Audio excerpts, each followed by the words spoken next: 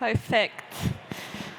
I know weird fact, but strongly recommend getting a robot Hoover. It's life-changing. Perfect. So yeah, we're here to discuss today a bit more about innovation in healthcare and what we see in the ecosystem at the moment. So maybe I would just like to start by asking each one of the panelists telling us a bit more about what they see as the biggest opportunities in healthcare. So maybe, Lucas, do you want to start? Yeah, very happy to. I'm going to skip AI because that's so obvious, right? I'm going straight to one of my my favorite topics, or where I've seen some interesting movement recently. I've got a background as a medical doctor, so I'm always very interested in how is healthcare provision being organized. And all over Europe, we've seen large shifts towards outpatient care from inpatient, right, from in the hospital to doctors' practices. Some countries more advanced, some less. But even in Germany, where we're always late to the game, this is happening. And there's been some interesting models for distributed healthcare. You know, how do you get to patients' homes, actually? How can you do monitoring after the hospital stay at home? And that's definitely, things are moving here. Perfect. Minna, what about you? Well, if I take up then the AR part, which we see Lucas just skipping in order to keep the conversation going, I think this is very right, the conversation or topic, but if I limit to the innovation itself, we are seeing in our portfolio quite a lot of interesting companies coming with AI in areas like imaging devices, interpretation of such imaging, simulation of implants, surgery outcomes based on those simulations. And overall, I mean, I guess a little bit what Lucas was saying, solutions that bring hospital to people's homes, basically, some wearables that are linked to clinicians' processes and these kind of things. And obviously, we're not yet seeing, but I'm expecting to see, yet at some point also maybe in our portfolio is like prescription processes being more automated or AI-enabled. So these are at least, some of the examples, and we're quite excited about and look forward to seeing how they are developing in terms of AI going forward. Okay. Yep. Something else besides AI. Yeah, but I'm like a technology optimist, and we invest in teams. And I have to say that I think there are definitely in healthcare, because there's so much pressure to change. Population is getting older. There are a lot of new diseases that are getting more prevalent, and also solutions like for weight loss and so on. So I think from a consumer using consumer data and even new pharmaceuticals, like in everything else, like technology is accelerating, right? So there's a huge amount of opportunity wherever you look, and well, it becomes a bit complex as well. And then with AI, the question is like, how do we actually get it into use? And then maybe another thing here, we are invested in a company called Helppi, which does senior care. Yeah. And they're now in Germany and growing very fast there. And one thing that surprised me there is in something that you think is kind of simple, and that's being done in Finland a lot by the public sector. Like, actually, my wife has been doing it herself, so I know it quite well, like how it works. And the amount of innovation that they've been able to do with technology in that process to get the cost down by 80% and still have like a NPS score from their customers, which is great, is just amazing. So I think in any part of healthcare, there's a huge pressure to change it, and there is opportunity. So, and I think sometimes we maybe make it too complex. I mean, you just need like a great team and actually try to solve the problem, and it is possible. Yeah, 100%. And I think in healthcare, there are still some very basic challenges that we need to solve first. Like, for example, I was talking with someone working at a pharma company, and she was telling me that, at any point they are running thousands of pricing negotiations, and those currently live either in someone's head or on paper. So just something as simple as a software you can track that could be really, really helpful for them. So yeah, I guess we need to start with the basics. And yeah, obviously we're all super excited about AI. And if you look at the ecosystem, definitely those startups are getting a lot of investor interest. Also, the valuations as a result end up being a bit more inflated. So maybe, how do you think about this? And when do you think it's too much and it just becomes, a buzzword that you put on your deck in order to, attract investor interest? So Lucas, do you want to share your thoughts on this? This is going to get me into fights again. There's definitely been areas where where we're seeing these tools in clinical practice already. I think mainly in the background, for example, organizing shift planning, maybe in sales to pharma or to hospital. All these kinds of things are easier, also less regulated, right? There's two areas where I have so far been more or less disappointed with the outcome of the field, especially compared to what has gone into it. One, and opinions here differ a lot, I know that, is drug discovery. AI-based drug discovery has been talked about for over 10 years, I think. The first larger companies came up in like 2012, 2013. And if you just let's take three big ones, for example, in silico or deep genomics or benevolent AI. I think together they've raised, I tried to look it up this morning, like over $1 billion in funding. So far, none of the drug candidates that are based on AI have really hit the market, right? We have no drug approvals in this space yet. And last time I checked, most of them were stuck somewhere in phase 2.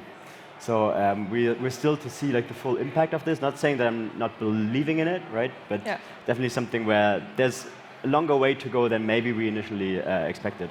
And second field where I'm a bit disappointed that we haven't gone super far yet, where we also still have lots of work to do, is actually using it for clinical decision making. Not sure whether you've actually seen like a very sophisticated AI tool yet in clinical workflows actually being used to suggest, let's say, diagnoses or suggest therapies to the doctors, right? I think it's a very obvious use case.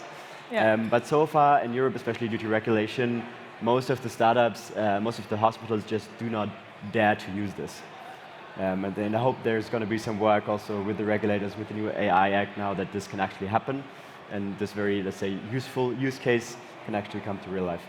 And on the regulatory side, like how do you think startups that are building in AI now can maybe overcome some of those challenges? Get good lawyers. Honestly, that's and also learn from each other. I feel like there's lots of there's communities already exchanging on this. And honestly, I just think there have to be some pioneers who just try and go into the gray zones, right, and try this out. So I'm hoping for that to happen. Then we have precedence cases, and I think that will significantly, advance the field. And you have any ideas how to do that quicker? Then I have some portfolio companies you need to talk to. Perfect. And maybe switching a bit gears and looking at what makes a healthcare company successful. Like Riku, for example, when you look at a healthcare company, especially because you are a generalist investor, so I assume you kind of compare healthcare cases with some of the other opportunities that you see. When you look at these cases, what do you think would make them successful? Yeah, for me, well, I think definitely there is, maybe I've phrased it wrong, but there is a lot of concentration on the technology and what's great for the patient. I mean, and that's the starting point. It's great, but there needs to be a lot more to actually create a great business. So I see a lot of researchers, maybe having some doctors on the team, but maybe they're too focused, going too deep, even like building the technology kind of too well, too far before figuring out like the business model, really thinking about how do you get this in the kind of clinical workflow or in the doctor's hands, who is the buyer. And I think a team would really impress me if they would have done that work super well as well, right? So, and Yeah. that's definitely, I mean, I see a lot of great technology solutions, maybe not enough thinking of, okay, how do we actually make this big? What's the easy way? So we just, like, I have an example company. I'm not going to name them and tell too much, but they were developing a technology like really long. They're the best in the market. But it turns out that there's a very simple thing in the doctor's workflow and a much simpler technology that was taken into use 100 times faster because it just fit into the workflow, made the work of these doctors a lot easier, not necessarily kind of making the whole decisions for them that much easier. Like, you don't maybe need to go that deep, and I think especially Finland, maybe whole of Europe, we're not great at that. We're not great at kind of innovating on the business. How do we actually make it far? And I still meet some entrepreneurs who kind of don't see the value of that, but it's always, at least if you're talking to VCs and you actually want to build a very good business, it's something you need to think about, I think, from day zero. And so then when you look at these founders and these teams, do you like to see, I don't know, at least one of them having some sort of commercial experience, or, I don't know, some of them working abroad, or what do you look for in these teams? Yeah, I think it's more of like an inclination and interest. If you really want to solve a problem, then you are very passionate about actually going to talk to them. Yeah, that obsession. Well, I can think of Helppi now easily because I just talked to them. So Richard's actually he has like a consultant banker background. He started the company because he noticed this problem that it doesn't work with his mother. But then he went to do it himself, like the work himself. He didn't hire someone else to do it, but you get your hands dirty, because for a founder to really understand the problem and really understand the customers and then really understand the technology is like a huge strength compared to anyone else who tries to do it. And I think more often it's kind of like you're a medical team, then you want to hire like a commercial person, and it doesn't make it easier because the knowledge starts dispersing, and you have so much knowledge as a founder that you can't really give it out much in the beginning. So I'd be a bit careful of that, trying to outsource, especially talking to customers and figuring out how they buy. May I add one thing? Yeah. Because I completely agree. And what I really like to see on top of this energy and being immersed in the sales as well, right? Yeah. Is some kind of incentive system around this that aligns with the healthcare system incentive system, right? From the outside, many founders don't seem to understand how, for example, doctors are incentivized to prescribe, or who competes for their attention, and what, let's say, buying decisions patients make. That maybe you can still grasp from the outside, but in the inside, and how hospitals, for example, make buying decisions, or pharma, it's sometimes a bit opaque, right? Yeah. And I guess the biggest example we've seen in the last 10 years is probably the DiGA apps in Germany, where digital therapeutic applications, right, for the smartphone, where everybody kind of assumed, wow, we have this reimbursement path, we're reimbursed with this app, now it's going to sell itself, and then nothing happened. And there's not a single DiGA that really reached venture scale because of this. And if you find a way to hack this, and I've seen a few good examples recently, then I think that really shows that you've understood the system. I fully agree. I think you need to be very careful and understand really well how the system works and be able to align incentives, because I think the only solutions that would work are those who patients enjoy using, doctors want to kind of recommend, and then also the payers want to pay for it and have something to earn, right? So yeah, maybe going a bit deeper into this topic, Minna, can you tell us a bit about how you think about different business models in healthcare, and what do you think would be something that can success in Europe? Well, I think that's a very good question, and I think my view builds a bit more what I just heard from Riku is exactly that what we're seeing there, the very successful ones are very early on, first of all, really hands-on with the product market fit, and they really develop the technology, and they really want to kind of test that there is really demand for what they intend to do and that it works really seamlessly with the clinical processes. So that's kind of the starting point for how they, overall think of the R&D. And when it comes then to the business model itself, and I think then we can see very often that once they have that kind of fixed, and then they develop, of course, and that builds on all the time when they, do the R&D and do that kind of commercialization plan already in the back of their minds from the early on. Then it kind of naturally then, at the same time they think about the overall business model. So how are we going there? And I think, the most successful so far we have seen are around about exactly this, cracking this one, that how do I get from the business to the clinician, to the end user, or these kind of getting to there, who's my end client in the end of the day. Yes, you want to help the patient, but you need to get there through the doctor or the clinic or whoever it is. So these kind of business model, which are in many cases, particularly if there is artificial intelligence enabled, it's more like a SaaS business model in the end of the day that you're kind of building to put there in place.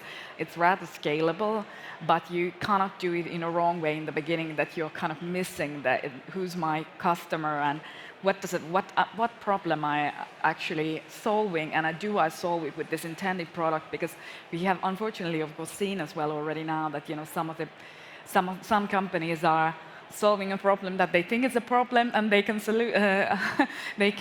kind of crack it with their technology-wise, with a good product, but they don't want to buy it because it doesn't really, solve it in the way they thought, or it doesn't add the value, and then kind of maybe have missed also the reimbursement, kind of how that really works for whatever the solution they're working on.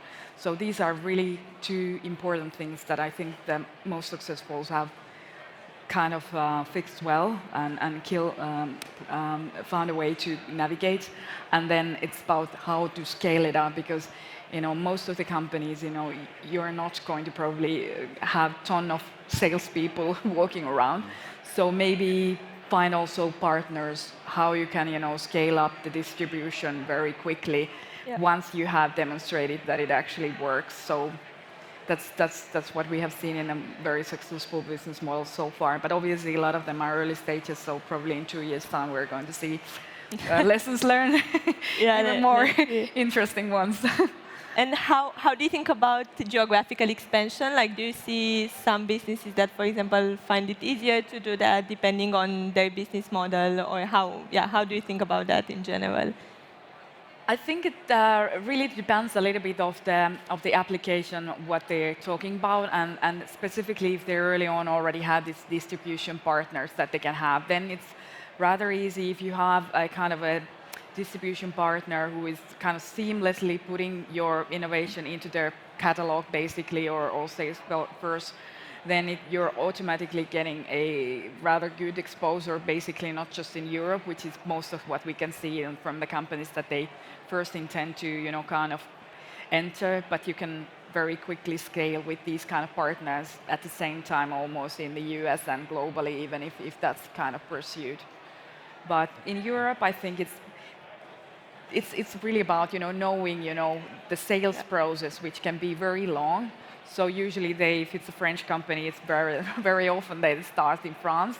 But if you were talking, and which is a rather sizable market itself, but if we're talking about smaller countries like Finland or Denmark or the Nordics or the likes, you basically, in order to be successful, I would advise to have a broader view than maybe just your home market. You can use it for testing, but it's I would start immediately also thinking about broader geographic, rollout. But this is of course a question of resources and how does the specific business model works and how thoroughly they have thought about it. Some have really struggled if they have tested only in their small home market, and then it's not big enough for scaling, and then it becomes a problem because you can't afford to have a huge team running across Europe or markets like UK or France with limited runway.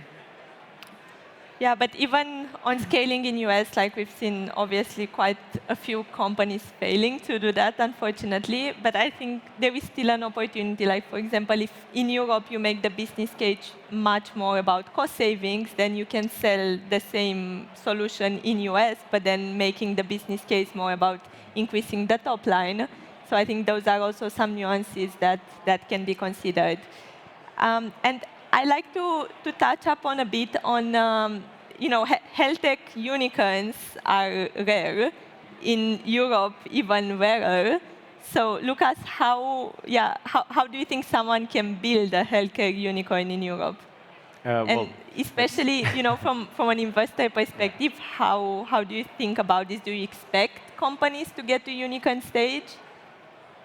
Yeah, I mean, first decision is probably willingly aiming for the unicorn VC path, right? I mean, that's not a given. You can also build smaller, more sustainable company. I guess that's also the first, one of the first things that we try to find out. Do the founders have the ambition to build something that huge, especially in healthcare and health tech, where it's really painful to do so, and not many have managed to do that, right? Yeah. And what we've recently explored is also a question of where are we looking for those companies, right? Are there maybe hotspots? Do we have to go to Finland or Estonia to find them? We don't have much data on that, right? If we want to make a database decision, there's only a couple of unicorns in the health tech space in Europe that have ever existed. And I think you can probably start it anywhere. So I guess there's good talent and good ideas all across the place. Then latest when you have to scale and grow it, which we just started discussing, right? Then it becomes tricky. And I feel like many founders are not early enough thinking about where to go next or where to expand. Because every time we do market sizing in health tech, we always come to the conclusion that the smaller markets in Europe, it's just not enough to really grow to $1 billion valuation. And if you think about the sizes of the healthcare budgets in Europe, there's Germany is way ahead. We're not spending it efficiently, but we're spending a lot. It's like 460 billion in annual spendings. And there's UK with over 300, France with over 300. And then it gets smaller, right? Italy and Spain maybe. And the examples that I know of large healthcare companies, Cru, for example, from Sweden, or Doctolib from France, taking the two most prominent ones, I think. I think both of the largest markets is France, although Cru didn't start there, right? They expanded. They actually retreated from Germany because it didn't work. So what I'm saying is probably you should early on think about, does my business model that I've started in, I don't know, Hungary or Portugal, does it also work in the larger markets, or maybe the US then, if you want to expand? And the ones that have gotten big, I think those have solved the question and have managed the expansion. Yeah, that's right. And then when you look at these companies, like for example, I was reading something earlier that maybe investors, when you look into healthcare, should stop chasing unicorns and also maybe explore different paths for these companies, because even 600 million acquisition can be quite a big return for your fund. Of course, depending on the fund size, and everyone will have a different strategy. But especially in your case, since you are a health tech focused fund, right? How do you think about potential exit opportunities? Who can be the acquirers who would pay 2 billion to acquire one of these companies? Yeah, it's the most painful question you could have asked probably today, but it's true. So that's definitely one of the issues, that health tech still has to grow overall, right? If it stays at the current level, then some of the funds will have issues in the future. And we believe this will happen, right? We believe that tech will move into healthcare more, and more of these large players will come into being. And you might be able to also live off smaller exits, but if you think about it just from a, say, mathematical portfolio perspective, if your fund is large enough, at some point you can't afford to do just smaller exits, right? So in a way, and that's also we believe in, if you're able to be part of the few unicorns that will exist over the next 5 to 10 years, then you're going to make it. And question of exit, yeah, definitely a tough one. IPO is probably not the answer in Europe, but probably acquisitions in the pharma space and maybe larger medtech companies, that's possible, right? And biotech as well. We've seen some PE exits as well. For example, fertility chains. There were a couple multi-billion exits in the recent years. And that gives me a bit of hope. And maybe we see some tech giants from the US also starting to acquire stuff in Europe, but it's more a hope than something I would know of. Yeah, I mean, it's very hard to build startups, right? I mean, VC-backed companies, because they need to become unicorns. So there are a lot of things you have to get right, like the technology and the business model and everything. And the earlier you can see it, and the earlier you can get ready for something like going to the US, like actually getting that knowledge about all those kind of problems that you will have in the future will accelerate it a lot, because you can do a lot of things in the beginning, right? But when you're on a specific path and maybe you raised some money for that path and everything, it becomes very difficult to change.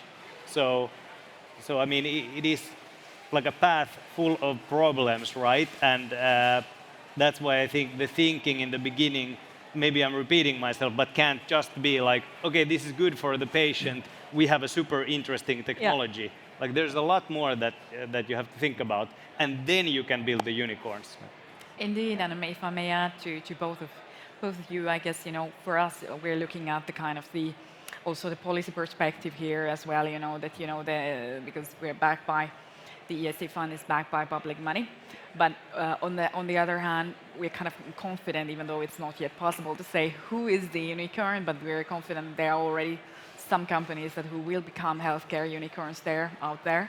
It's too soon yet to tell maybe who they are, but we are starting to also see in our portfolio, not just obviously for healthcare, but obviously all sectors, that the kind of what differentiates good companies from the less good ones, and there are some characteristics that you can at this stage already kind of see who are kind of getting to the right track, what kind of similarities they maybe have, and hopefully down the line the likelihood of someone becoming a unicorn, we can take stock in few years time out of that. But and the other part is of course that what we saw during the pandemic, that if you just give healthcare enough funding to to make a breakthrough in some innovation, what we saw with the vaccination, for example, it is bound to lead to some breakthrough innovation that will shape the healthcare system. But obviously the tricky part is to find the right ones and who make it, and of course during the time very many don't at all.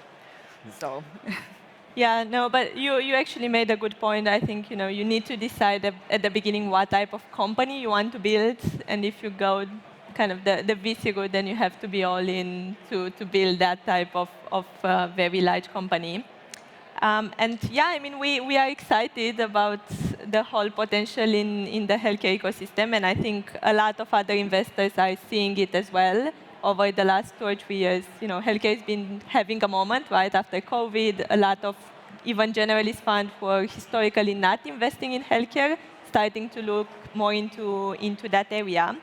So, now as a founder, you have so many opportunities of investors and of funding. How do you pick the right one? Riku, do you want to share your thoughts?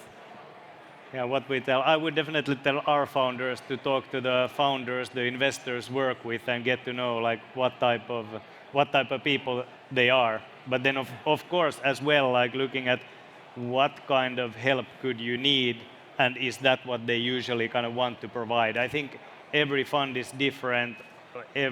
Like people in the funds are very different, so you really have to understand how they like to work and what will you get from them. So some are more hands-on, some are less, and one or the other might be better for you, right? It's not always like the same for everyone. Yeah, and there are also alternative type of funding, right? So there are grants that you can apply for very early stage companies, some accelerators, some of them give equity.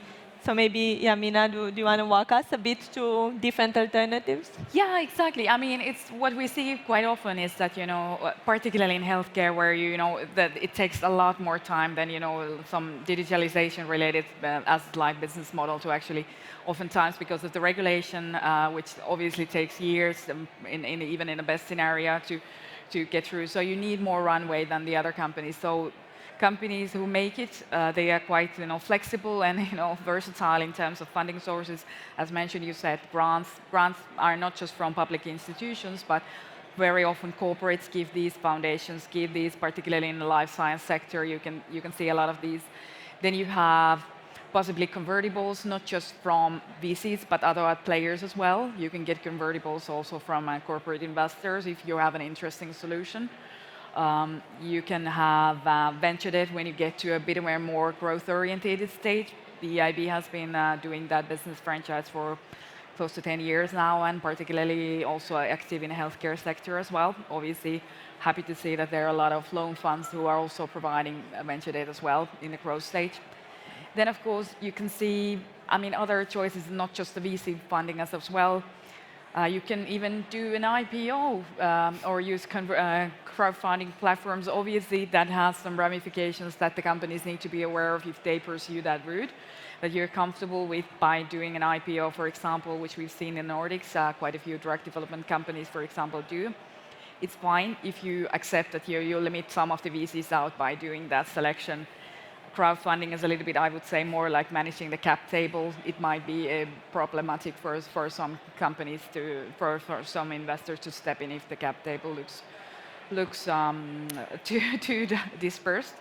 But I mean, these are alternatives, and obviously, the ways to consider how to find the best investor combination or the constellation, and of course, then what are the instruments which are most suitable for your company. Yeah, and crowdfunding, I mean, there are also some platforms, right, where you only have one line on the cap table and can invest to those. And I think that's actually a really interesting opportunity for some consumer healthcare companies. If you manage to get people excited to invest in your business, then that's also a really good signal for other investors who might come into it. Perfect. I think we are 1 minute over time, so let's wrap up here. But thank you so much to our panelists, and thank you to all of you for joining us today. And yeah, hopefully this sheds some light on the healthcare industry and what's been happening. Thank you.